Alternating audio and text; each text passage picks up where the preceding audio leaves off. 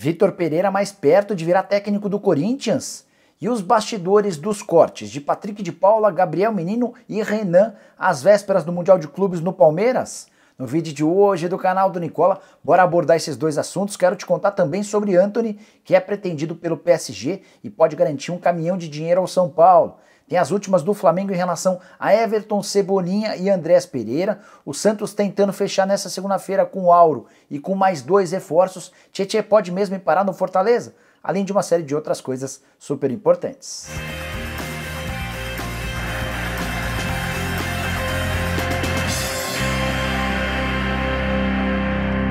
Fala aí pessoal, sou o Jorge Nicola, bem-vindos a mais um vídeo do canal. Ótima semana para todos vocês. Se você ainda não me conhece, jornalista esportivo, e criei esse canal no YouTube para deixar você super bem informado sobre as coisas do futebol, para não perder nada. É muito fácil, aperta esse botãozinho vermelho de inscreva-se, ativa as notificações, assim toda vez que eu fizer vídeo ou live, você vai ser informado. Nessa segunda-feira tem Rodrigo Caetano ao vivo a partir das 7 da noite, beleza? Bom, bora começar dividindo ou dando um toque importante em vocês. Pessoal, hoje eu quero falar mais sobre a Sportbet Brasil, casa que tem as melhores cotações para você. Pode ir lá conferir. A Sportbet Brasil vem crescendo muito e ganhando cada vez mais seguidores. Não à toa tem o grande Milton Neves como embaixador. Quero mostrar para vocês como é simples, prático e fácil apostar na Sportbet Brasil. Logo na tela principal você vai ver os jogos do dia.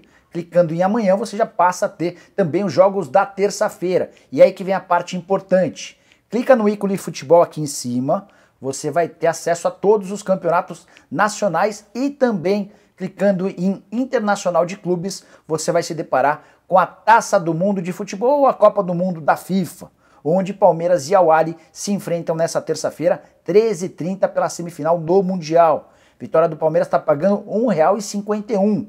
Achei a cotação bem boa, estou apostando R$ 100. Se der Palmeiras de fato, embolso R$ 151.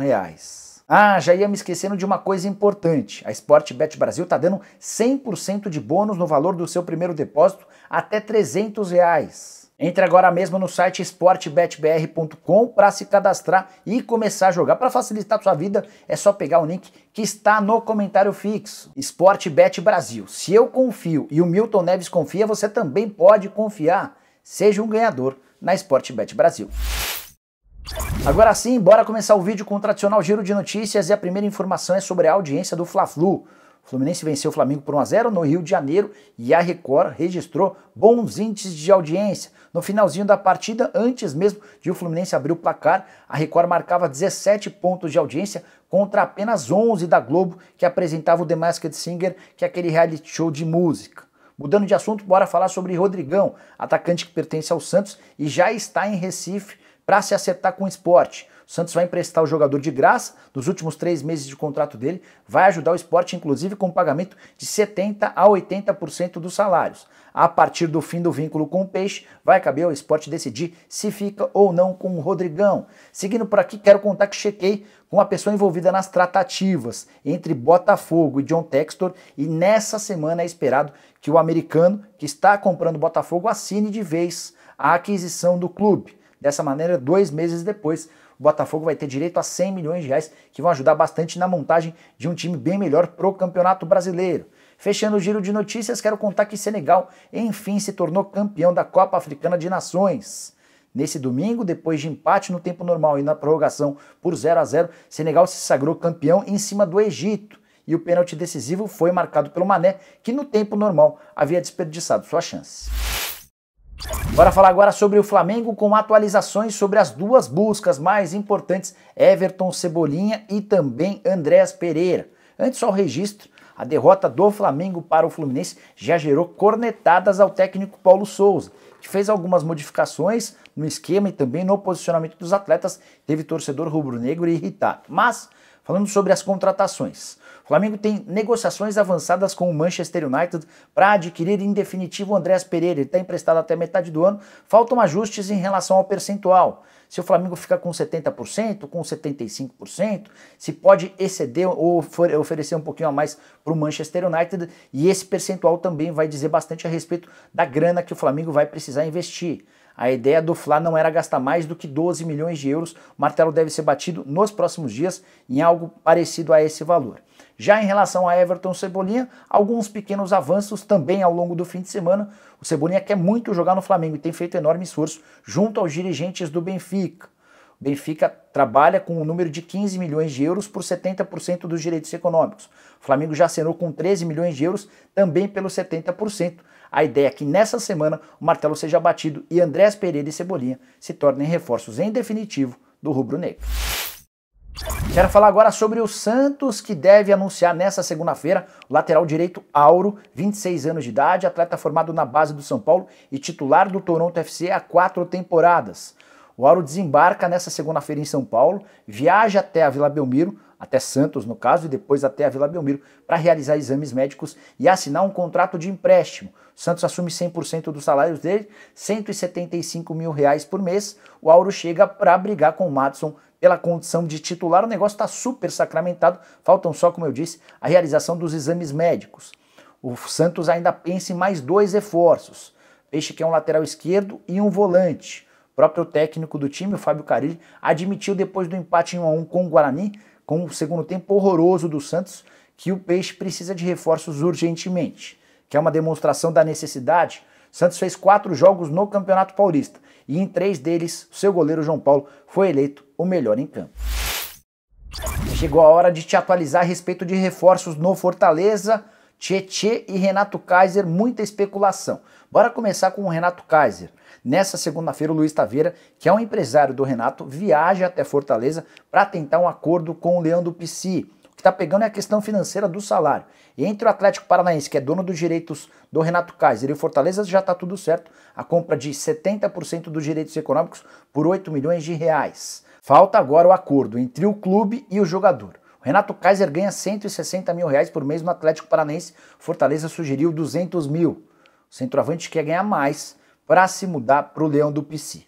Outro nome que foi especulado foi o de Tietê. Antes de gravar esse vídeo, conversei com o dirigente do São Paulo e com o Sérgio Papelin, que é o diretor de futebol do Fortaleza. E as duas partes asseguraram que não existe nenhuma negociação que envolva o Tietê e o Fortaleza. O clube até busca um volante com essas características, depois especialmente de que o Matheus Fernandes se mudou pro Atlético Paranaense, mas não é o Tietê, embora São Paulo e Atlético Mineiro adorariam fazer negócio. São Paulo é dono dos direitos econômicos do Tietê, que está emprestado ao Galo até o fim do Campeonato Mineiro. Recentemente o Atlético tentou devolver o Tietê ao São Paulo. O tricolor disse que não aceita a devolução de forma antecipada. A única opção para isso seria que o Fortaleza aceitasse ficar com o Tietê. Aí o Galo rescindiria o contrato de empréstimo e o São Paulo o negociaria por empréstimo ou em definitivo. Aproveitar que citei o São Paulo e quero contar para vocês sobre Antony. De acordo com o jornal Telegraph da Holanda, o Antony interessa ao poderoso PSG da França. Negócio que pode girar na casa dos 60 milhões de euros ou mais ou menos 365 milhões de reais. Essa é a pedida do Ajax, que é dono dos direitos econômicos do Antony, para liberar o atacante que tem jogado muita bola com a camisa do Ajax e também da seleção brasileira. Ele se tornou o principal atleta do Ajax na atual temporada, até por isso tem chamado bastante atenção. São Paulo acompanha com muita atenção essa negociação, porque tem 20% do valor de uma venda futura. Se esses 60 milhões de euros de fato se confirmarem e virarem 365 milhões de reais, São Paulo fica com 20% do valor, ou mais ou menos 73 milhões de reais, por um atleta que já não é do São Paulo há algum tempo. Importante contar que o São Paulo previu no seu orçamento, com vendas em 2022, o valor de 142 milhões de reais. Ou seja, com a transferência do Antony, caso aconteça, o São Paulo pode obter praticamente metade daquilo que busca para todo o ano de 2022. Antes de gravar o vídeo também conversei com o Júnior Pedroso, que é o empresário do Lucas. E aí, Júnior, como é que tá essa história? O que tem de verdade? O Júnior respondeu da seguinte maneira, abre aspas, por hora apenas especulação, mas acho que a janela de verão vai ser quente, fecha aspas. Quando ele fala em janela de verão, ele está se referindo ao verão europeu entre junho, julho e agosto, que é quando o mercado de fato vai se aquecer e podem surgir até outros interessados, além do PSG. Bora falar agora sobre o Palmeiras e bastidores dos cortes de Patrick de Paula, Gabriel Menino e Renan, as surpresas na lista final do Verdão para o Mundial de Clubes. Para você entender direito essa história. Palmeiras tinha até esse domingo para enviar à FIFA a lista final com 23 atletas. Você sabe que o Palmeiras havia embarcado para Abu Dhabi com 27 atletas, como o Piquerez se recuperou da Covid e também viajou mais recentemente, eram 28 jogadores, 5 precisavam ser cortados. E a lista final saiu nesse domingo, para surpresa de muitos, cortando o Patrick de Paula, que já foi super importante no time de cima, o Gabriel Menino, que já foi convocado para a seleção brasileira, e o Renan, que talvez seja o zagueiro mais valioso do elenco alviverde, até por causa da idade. A curiosidade é que o Abel, na hora de justificar, se referiu ao momento. Ele entende que os concorrentes desses 3 jogadores estão em melhor fase. Só é bom ressaltar que nas últimas entrevistas, desde o ano passado, o Abel tem cornetado muito os atletas mais jovens, a falta de foco dos caras no treino, no dia a dia de trabalho e também extracampo. Talvez tenha sido um reflexo. É legal também explicar que o Renan acabou perdendo essa disputa. Para o Gustavo Gomes, normal. Para o Luan, mais ou menos normal. Para o Murilo, que acabou de chegar, e para o Kusevich. Eu acho que o Renan é mais jogador que o Kusevich, embora o Abel esteja lá no dia a dia de treinos e tenha mais repertório, mais subsídio para tomar essa decisão. Já em relação aos homens de meio de campo, o Patrick de Paula e o Gabriel Menino foram preteridos por Zé Rafael, Danilo, Atuesta e Jailson. O Atuesta e o Jailson acabaram de ser contratados e acabaram levando a melhor na comparação com os dois. Também foram cortados o Giovani e o Vanderlan, atletas que foram mais recentemente para o Mundial, jogaram a copinha até outro dia. Acho que esses cortes eram absolutamente naturais. E o Vinícius Silvestre, como você sabe, também precisou ser cortado. O goleiro que havia testado positivo 2 vezes, ele deu lugar ao Matheus, que será o 3º goleiro do Palmeiras no Mundial de Clubes. O Verdão estreia nessa terça-feira, 13h30, contra o Al-Ahly do Egito, valendo vaga na grande decisão.